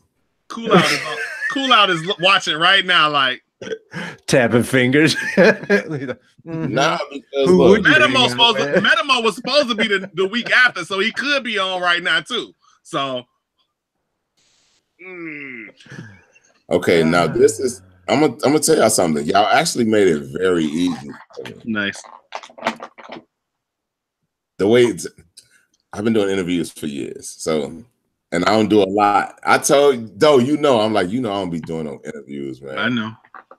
All right, so I'm not gonna make it more difficult on myself. The last one I did, but you fucked up by asking me this shit. Okay, so here we go. Yeah. Who would be the after party for you, right? Spillani's or Rubber Room? Yeah. Now, do you want my answer first, or do you want to know where you fucked up first? What's faster? They're gonna both be the same amount of time. Okay. How did I fuck up? The bad news. How did I fuck up? I want to know so I can stop it. Nah, if Doe would have asked me, he probably would have got a little bit more intricate. Rubber Room and Spillani's. These are two groups. Right. There's 6 people in Rubber Room, and there's 4 people in Spillani's. Now, overall, I'm a Spillani Mac nigga. That's just the name of our crew, and that's what we do. I have had after parties with Spillani's at our home with the alcoholics. I have done parties with Spillani's where we fucking stole the show and we all had on McDonald's shirts because Cool Out was the fucking manager of McDonald's. I have played up with some of the dopest girls in one of the worst fucking houses in the whole world, but we was the only motherfuckers who owned the house. I have went to Weed Fest in Chicago when it was in Grant Park. We had a house that was the official Spillani's house. It was an Elements of Nation, but it was the Spillani. It was more of us Spillani Mac niggas in the house. So the producers of Rubber Room have always been responsible. That's going to take away. We've been irresponsible for so long. The MCs in Rubber Room, totally irresponsible. It would have been like the rappers in Rubber Room. The stories I have with Spo are none of your fucking business. Leave me alone. None of your business. None of your business. Like all this racial harmony, we did that. 2 men, 1 town. We did that. So my overall would be Spillani's, man. Like their stories that I always was the other dude. I used to climb through Tony Bain's window in the middle of the night with a half ounce of weed and make him smoke it all with me and just play beats. And Cool Out to be lucky enough to be getting off work and be there and be like, yeah. And we'll be in a closet. And I don't know how big your closet is, but that closet in my place right now, I can put about 6 of them motherfucking closets in my closet. My personal master bedroom closet. We were in a little bitty closet with equipment. It was Tone, Cool Out, and me, and whoever was outside the closet. But only 2 of us could fit. So it'd be me, whoever beat it was, and then whoever else standing outside the closet. I was brand new. I had never done a show. Yeah. The way I found out that I was a rapper, Spillani's had a show. I do not remember the name of the place, but it was in Oak Park. It was on Madison Avenue. They had a show, and they was like, we're going to bring you up. And I'm like, okay. And they had a beat. And I don't know. I never heard the beat before. And they know I didn't have no lyrics written for the beat. They were like, we're going to bring you up. And in the middle of their show, I just heard my name. And then I came up. The beat came on. I rapped. Everybody went fucking bananas. They finished the show. The show was over. And everybody knew me at the end of the night. And I went home with my girlfriend at the time, who I broke up with probably a week later because she wasn't shit. Nah, that's went home with MC Light. After that. It was her, me, and my little brother. And on the way home, I was like, I'm doing this shit. And then opportunity and chance just rolled up. I don't know, like rappers be having all these stories about, yo, I did this, and that, and that. I have your story, but my shit don't connect like yours. Like, right. I was doing felony type shit. I have no felonies. Then I got into rap shit, and then I started doing crazy, ridiculous shit. I just, dude, when I hosted Rakim, it was the 90s. The first time I hosted a Rakim show, that was the first time where because it was some fan shit, and not even I ain't never freak out, but I knew in my mind, I'm like, damn, I'm doing a Rakim show. Rest in peace, Craig Mack opened up. That's when Flavor in Your Ear was. It was before the remix. That's when Flavor in Your Ear was bananas. Flavor Flav was running around the party. It was crazy. Like in hip hop, and I had already did all this elbow room shit. And we had all these people, but Rakim, I'm an MC at heart. That was somebody I was like, you know what I'm saying? Holy shit. And that was like the 90s, man. Yeah. And it's dope that them dudes, like I'll still pay to go see them dudes. You know what I'm saying? I know I can get in them shows free. I'll still pay to see them. And I don't think that these kids got a lot of options 20 years from now that they're gonna be like, not at all. I'll go see that. And I'm gonna be 100 with you. I think that really started, at least, and I know it started before this because we got all these one-hit wonders, but I remember when Laffy Taffy blew up and all like real hip-hop cats was like, people who they knew who liked this, they'll be like, are you gonna go check this out in 20 years? Not really knowing, like, are you gonna like this shit next year? There's songs that came out years ago that you still like, but songs like that, we knew when it dropped, like, it's huge and you're never gonna want to hear this again. There's no reunion tour for this song. No. Whereas right now, last week I hosted the Slick Rick show. How long, dude? Like I was a kid when Children's Story came out. When that whole album, The Great Adventures of Slick Rick, I was a kid listening to that shit. I get to host those shows. That shit is dope as fuck to me. And I'm telling cats, again, before y'all kick me off, rappers, bring the DJs back. I don't want to be your DJ. I play shit y'all don't listen to. I like old shit, older than you, your mama music. That's why I might be your father. Right. But listen, rappers, bring these DJs back. That's how you gonna last. That's how you gonna last. Some of y'all gonna last without them. But even you dudes who blow up, man, be daring enough to grab a real DJ. Be daring enough to have somebody who will make you go rehearse. Because I never rehearsed shit before in my life. One time I did a Beastie Boys tribute with Jesse and a bunch of other people, and I went to the rehearsal, and I ain't understand it because I was freestyling everything. But I learned that the X is right here, so stand right here. So you might need to know that one day. Get a DJ, a DJ, a DJ, a DJ. I know I'm an MC. I'm probably a better MC than 99% of y'all. That's not me bragging. That's rapper shit. And probably the truth. Word to Juice. It's probably the truth. That's right. Get a DJ, man. Learn a DJ, man. And tell your DJ to learn a DJ. Not no push button shit. If you can't spin records, you butt naked, motherfucker. Like, learn how to go backwards. Technology ain't everything. Your girlfriend like the way 45 sound. Trust us. Believe me. Well, it looks like we're gonna have to do a part 2 to this Dirty MF. Do y'all have anybody that has a part 3? No. So we just Tony's gonna do a part 2. So we need to get you and Tony in the same room. That could be. Could you imagine that being the part 3? We do a part 2 with Tony, do a part 3 with Dirty, or a part 2 with Dirty, and then part 3 would be 2 of them at the same time. Yeah, we could do that. We'd run out of internet. Something tells me we might run out of internet. That's how it was when we did the live shit. I'm like, man, y'all should. I told you, I'm like, y'all should have me come back. I'm like, when it was time for me to go, I'm like, okay, I'm thinking this shit now. I think we should start the interview now. Yeah. I was dying last week when Tony was talking about he's like, Cool Out Chris was the manager at this McDonald's. We were making sandwiches none of y'all ever had. Who all had coupons and those little booklet shits? Did he say anything about that? No. What was it? Okay, fuck it. I'm going out like this. Man, listen. The shit that y'all kids do now, man. I respect y'all, but y'all are so fucking lucky.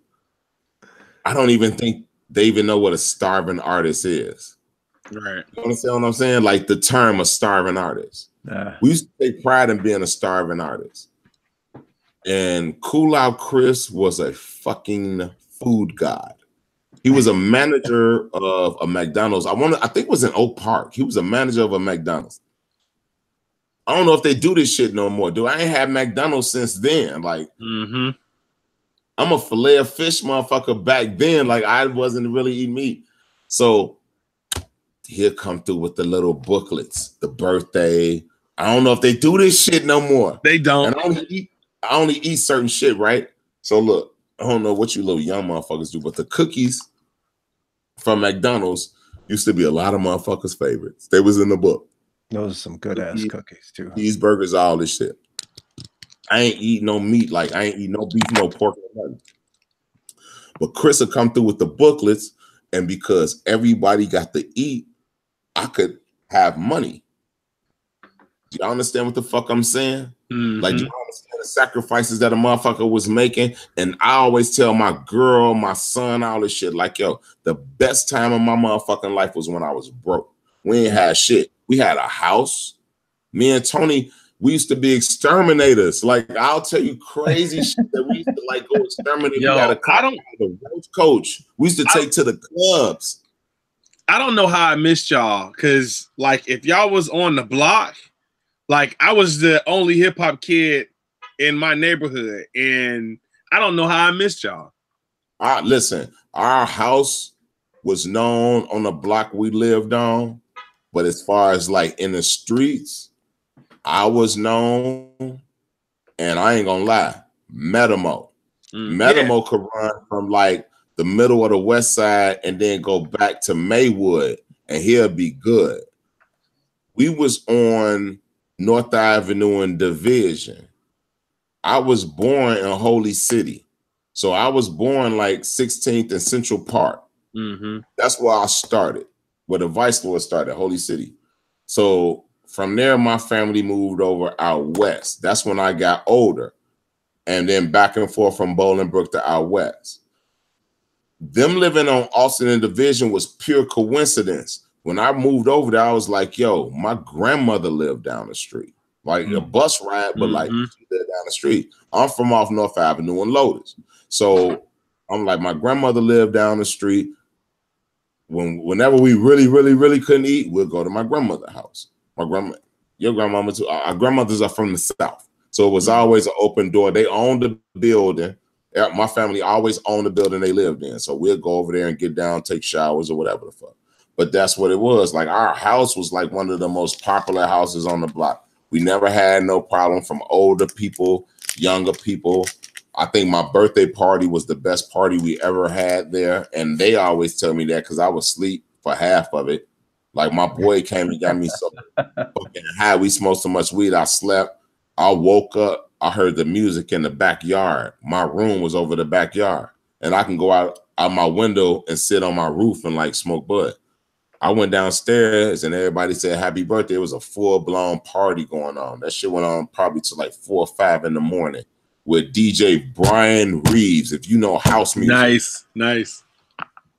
We talking about the 90s. Like Brian was just there because he loved us. That was our big brother shit. Like he was the DJ when I woke up at my crib. We was there like just having a fucking ball, man. I don't know if kids get down like that because life is so different now. You got to be so whatever this and that. But back then it was about being original. So you could be broke as shit as long as you had something totally different. Like the polo cats and respect the broke cats. That the broke cats fashion sense for brokenness was dopeness because you did have a Dodger fix. It was niggas coming straight from the sewer. So you could really be sewerish and like, yo, get the same respect, the same chick, the same whatever. And like we was on that side making dope shit. Rubber Room was like one of the hardest, if not the most hardest or hardcore hip hop acts coming out. And Spillane was one of the most smoothest, pimped out hip hop acts coming out. And I laid right in the middle of that shit. Boom. That's Dirty MF all day. Yeah. I will slide up on your chick, roll out, and then me and her go cop a bird. Like that's like what it was. Crazy, whatever the fuck, and like smooth, whatever the shit. And that was it. And then our crew, Elements of Nature, we had that range to be everything in between. And that's what it was. To me, that's how I look at it. They may have a different story. But the godfathers of our shit is Rubber Room and Spillane's. And their shit was like this. And everybody in our crew, Gravity, you know what I'm saying? Griffin, everybody in our crew kind of went between this. Thaw 4, Verb. There's so many people, Syllabus, Illibus, the whole crew. Like everybody went in between this little area what was going on. And we had that shit locked from the Rubber Room is probably bigger in Japan or some shit than here. Because they shit is OC. They beats are so intricate and crazy. And you know that shit, though. They shit is crazy. Yeah. I ain't never seen a producer reproduce nothing that those 3 producers ever made. And then at the same time with Spillane's, I've seen producers pray to make my favorite song, which is the song that them assholes don't never do, which is Spaghetti and Biscuits. Fuck y'all. You know how many people say that? I always say that shit, man. I miss Spillane. I'm a Spillane back there. Fuck them. I was a super thug nigga. I was so thugged out. And that was the song that trapped me. I'm like, man, I'm out here listening to all this gangster shit. Like, I don't give a fuck what it is. West Coast, East Coast, down south, super duper thugged out shit. And then this old smooth out song. I'm like, if these niggas can make something like this, we might have something. And that's what made me throw the whole life away. Like straight up. I tell man, that's what made me throw the whole life away, man. Like, yo, I'm tossing the whole game away on this shit right here. This some smooth, cool shit. I don't give a fuck how thugged out I am. This shit just give me like, what's your girl name? Every time I'm like, man, they will not perform that song no more. It's like one of my best buddies, Maceo, from De La Soul. I think Spaghetti and Biscuits is there, me, myself, and I. Because Mace told me, he's like, man, we done performed that song so many times. But I don't think they have the leisure to not perform it, because if they don't, the crowd will probably be standing around like me, myself, and I, like throwing shit. But that's Spillani's Me, Myself, and I. They won't do the song, and I'm like, yo, on my birthdays and shit, that's when they'll do it. And only I think it might be like Riff Raff and Casey or some shit. Like only 2 of them will do their verses, and then the other 2 won't do it. And whoever don't, the other 2 who don't do it, I want to say it live. Man, fuck y'all, man. Straight up, man. Fuck y'all, man. Y'all know that shit changed my life. Yes. Spaghetti and Biscuits is probably one of the most, like, when we give our Desert Island question that we have at the end, Spaghetti and Biscuits is probably one of the ones that comes up the most. Dude, my favorite Chicago shits is that Rubber Room. I ain't gonna name my crew shit. I always say Steady Serve. Akbar got one. It's a few of these cats, man. I look like I wouldn't be doing this shit if it wasn't for like certain type of cats. Yeah. I owe everything to Dero. I always want that shit documented. I used to go watch Dero host shows when I wasn't Dirty MF. When I was, but the nigga who was next to me knew, and then nobody else in the whole world knew. And I watched him. And I ain't want to be him. I ain't never want to be a host. When I wanted to be a rapper, I wanted to be a rapper. I just fell in that shit. And when it started happening to me, I reflected back on this dude. And then I met him after. And I don't even know if he knows that. Oh, wow. I met him not after I saw him, but after I reflected on him and seen him somewhere. I was like, that's the dude. I think that's the dude. And then like later I found out that was the fucking dude. Like to me, Dero is the African Bambaataa of the crib, man. Like I have to say that. If I'm on some live shit, I gotta say that. I love Dero to death. I respect him to death when it comes to just being a figure in hip hop. Who got big lips? I was born with him. You know what I'm saying? Right. I've been down. That's right. That's right. I've been down since day one. Mm-hmm. So you know that love. Like then Akbar, I don't know where he at. I ain't talked to him. But I love Ak's still here. I know he is, but I ain't spoke to him in a while. But he a reason. He a strong reason too. Him and Steady Serve, man. Outside of my crew, I look at them dudes like they crazy. And Underground Solution, who a lot of cats don't know, but Underground Solution was a dope crew, a dope 2-man crew too, that I look up to like big time. These dudes was groundbreaking. They was looking at Ultra Mag, you know what I'm saying? It was like off that. They came off the backbone of that type of hip hop. So that was some whole nother shit. And that was like godfathers of the crew, Elements of Nature, Spillani's, Rubber Room, all that. They was first, Underground Solution. So they got, I think they probably got, they got like a house song I own the record. Old school, you know. If you start going back in Chicago hip hop history, you're going to fall into house music. Yeah. And I ain't talking about hip house.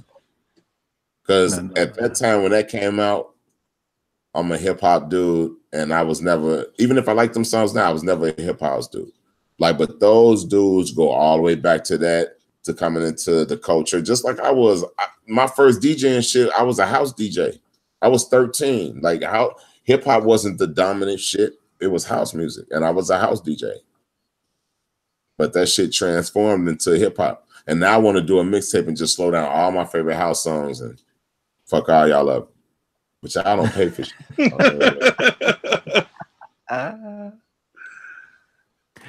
So Dirty MF, if people want to find you online, follow your wherever you're going to be, where can they find you? I got a Twitter. I'm not even on Instagram, man. I'm lazy. Now I'm going to tell you why I'm not on Instagram. 5 years ago, my friends used to sit around the studio on Instagram, and they used to pass their phone around and just show all these chicks and what these girls were doing. And I'm Dirty MF, motherfucker. Like, I've been doing this shit for a long time. Like, do not bring that shit in my life. I'm the host of SexCon, you know. I know Run. I'm cool with Mr. Marcus. I know. I don't need that shit. So I never even got on because I'm like, yo, y'all just trying to make me not make no money, just look at porn all day. Right. I'm old, but my son is like, you got to do it, so I'm gonna do it. So I'm on Twitter. I think it's Dirty MF1, the number 1. I'm on Facebook, Dirty MF. My government name, I'm old enough to say Walter Sargent. I'm on there like that. And that's it, man. I'm on there back and forth. I think that the people that I work with are on there more, so my name pop up in a lot of places because of the people that I work with, and they on social media more than me. But I'm really on these turntables and these 45s trying to get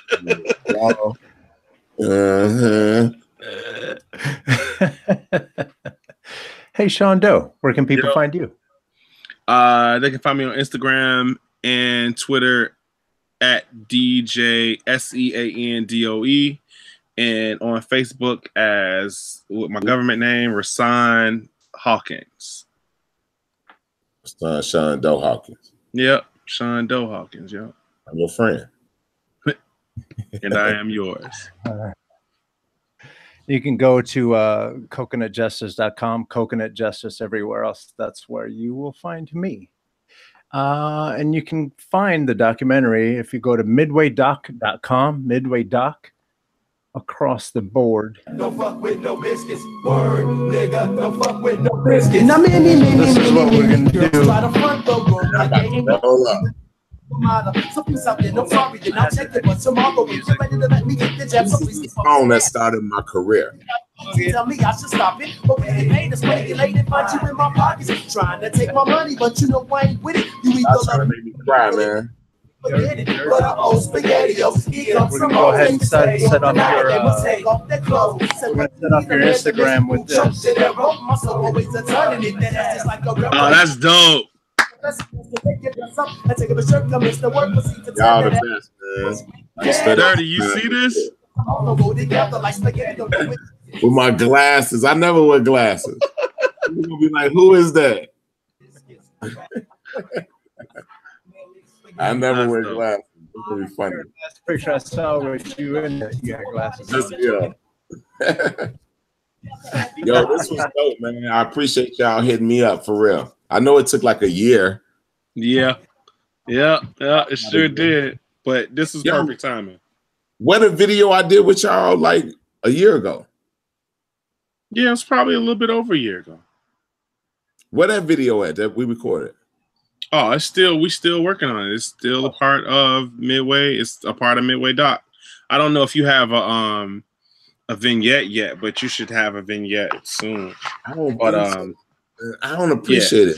I think I should end my Yo, we are working hard, bro. We are working hard for you. Don't fuck with us. Look, man, I know what y'all doing. This is shit. This is what I'm saying. I'm actually trying to pull seniority and be like Hollywood in front of me. I'm trying to show you I'm old enough not even to give a fuck. I don't even care what people think anymore. Look, it's a lot of people that y'all need to skip, man. I need to brag, and y'all fucking up my braggadation. What the hell's going on? I've been telling motherfuckers for a year. Yeah. Like, think about this. I'm still rolling with a girl that drove me there. Like, you know what I'm saying? You know, I get down. Her girlfriend, our girlfriend, her girlfriend. I'm trying to brag, man. This weed can only go so far. That's right. But damn. Yeah, we'll push that one up the ladder, bro. And then when my voice be feeling like this, I can't even get deep. Like, y'all fucking. I got to go back and show old videos and shit. They don't know who the Whalers are, motherfucker. Man, Slick Rick. I'm like, yeah, all three of y'all, Slick Rick. They was like, by the way, if you guys go to coconutjustice.com, you'll see cartoon Slick Rick in the car with me. We're doing oldies. Do it. Get it in your life. It's a good one. Until then, midwaydoc.com, Midway Doc everywhere else. Everyone have a good one. Bless us. Y'all.